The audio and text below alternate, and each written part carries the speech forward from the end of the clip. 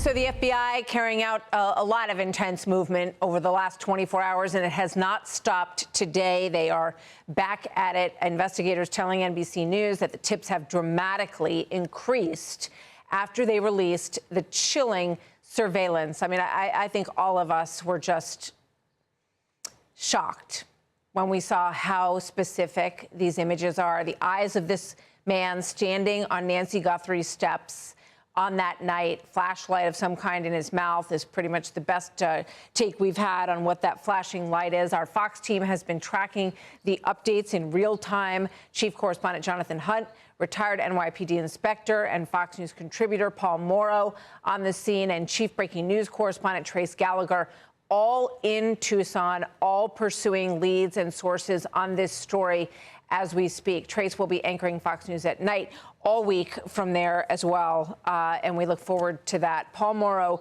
let me begin with you. Your reaction to the return to Annie Guthrie's home today, and what we're learning are just a torrent of tips that are continuing to come in here. Well, Martha, my original posture regarding them returning to that location and looking around through the house and the curtilage, that is the area around the house, was that they were doing their due diligence to say that, look, we didn't wash anybody out. We concentrated on a wide swath of people. That defense can't come in later if you arrest somebody else to say that, hey, you only focused on my client. And they just wanted to eliminate that vector of this whole thing so that they could move on.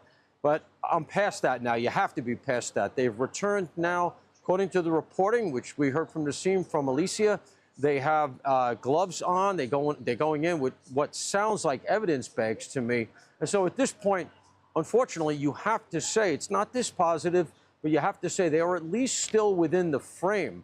Any other conclusion there kind of defies logic, because they're not going to use that location, just to be clear here, to hang out in.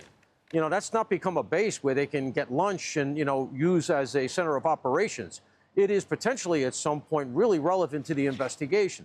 So the fact that they're returning under those conditions that we heard described, you have to say it imparts the idea that they are continuing to investigate that couple at that location.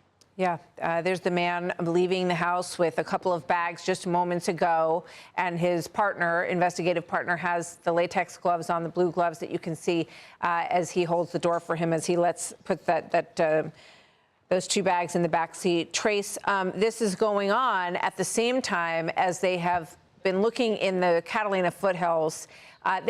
The video that I saw, they don't seem to be, you know, sort of honing in on any one particular spot. And as Alicia points out, this is the area that the house is in, right?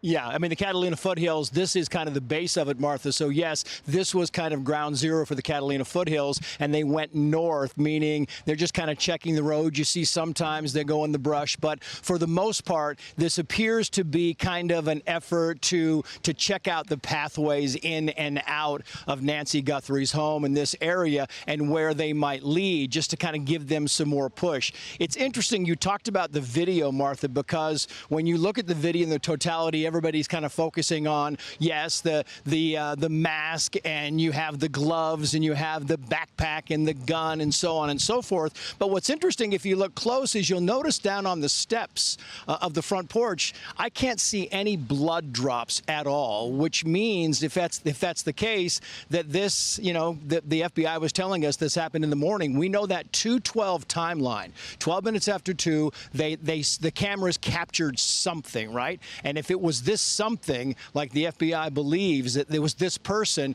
it kind of narrows that window, because remember at 2:28, her pacemaker, Nancy Guthrie's pacemaker, clicked off. So they believe that's at the point where she was out of range of the pacemaker. That narrows that window to 18 minutes to whatever happened and to the time she left. It gives them a better idea of the timeline of this whole thing. I'm also fascinated, Martha, by the search warrant. I mean, they had to get a federal search warrant to go after this person last night that they detained for a short time.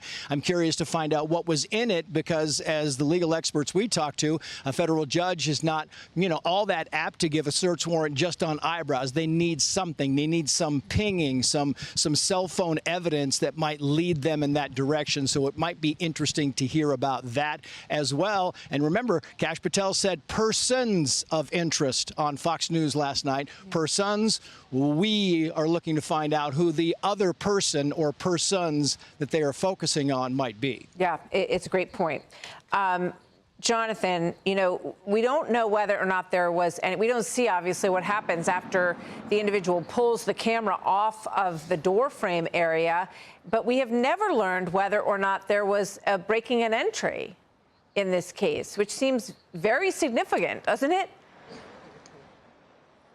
Yeah, and you're absolutely right, Martha. And if you look at Nancy Guthrie's door now, for instance, it doesn't look as though that door is damaged in any way. Nope. So it may be that that person removed the doorbell camera and then moved around the back to some other entrance to the house. And we know there are sliding doors at the back. We've seen a blue back door on another part of the house as well. And I just want to talk about the timeline there. That appears to be the doorbell camera we're looking at. That is not the 2:12 moment when another camera caught something else. That is we believe, the 1:47 a.m. moment. And we know that because that is when the doorbell camera disconnected. So the last possible pictures it could have caught were 1:47 a.m. and then it was 41 minutes later, 2:28, that Nancy Guthrie's pacemaker disconnected from her phone. And one other note of caution here as we go forward on the Annie Guthrie video that we've just seen.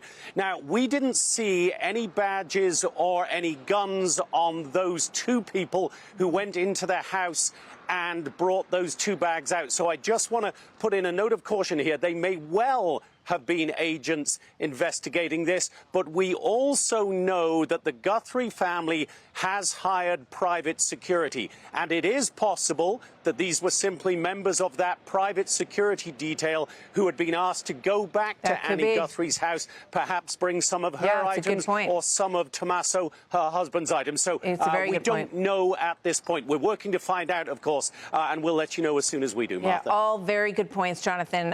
Thank you for bringing those up as we work on the timeline and as we work on who's coming in and out of that house. But it's interesting, Jonathan, just quickly.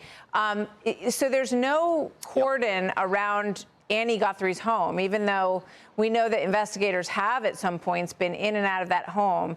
I guess anyone can walk up to that front door. I mean, it's possible these guys are working with them and have that authority, but anyone can come in and out of that house, apparently. Yeah, and we had a very bizarre moment yesterday, for instance, Martha, exactly to that point. A pizza delivery person showed up and went right to that front door. Turns out those pizzas were being delivered to a blogger who was outside the house. That prompted the Pima County Sheriff's Department right here to put out a press release saying, quite literally, we can't believe we have to say this, but please don't deliver food to a crime scene. Now, and of course, if that is a crime scene, then why not tape it off? One other point on that home, Martha, that I think is important to note as we go forward here. We know that Annie is with Savannah and their brother Cameron at a home here in Tucson. We have not heard anything about the whereabouts of Annie's husband, Tommaso. I just want to mention that. Doesn't necessarily mean anything, but I think it's worth mentioning. Okay. Jonathan, thank you very much. Paul and Trace, thank you both. Great information from everybody. And we'll be standing by. If you get more, we'll come right back to you. Hey, Sean Hannity here. Hey, click here to subscribe to Fox News YouTube page and catch our hottest interviews and most compelling analysis. You will not get it anywhere else.